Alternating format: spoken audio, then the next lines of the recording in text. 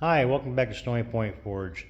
Today I want to talk a little bit about your Blacksmith coffee scoop sizes.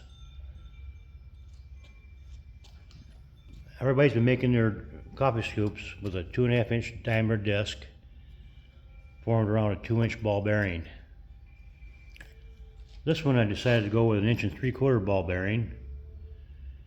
And this is the coffee scoop my wife's been using for well over 40 years. I always kind of steered away from making them because I thought this looked huge. I figured it'd take 2 scoops to fill that, and so I had a special order of a lady wanted 20 coffee scoops and 20 teaspoons.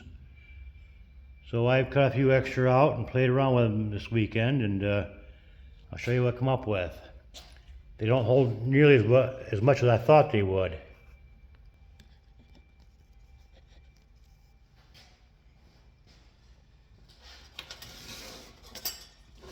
I'm just using sandblast sand for measurement. This is the coffee scoop my wife always used. We take 3 of these about heaped up like that per cup per pot of coffee.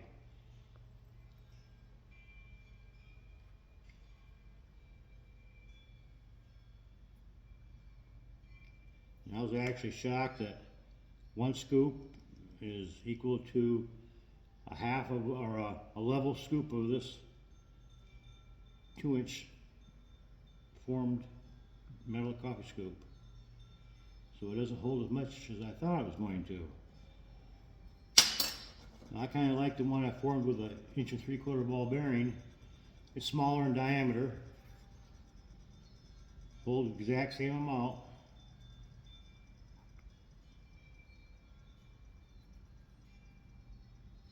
One scoop equals 1 level scoop of sand in this cup also.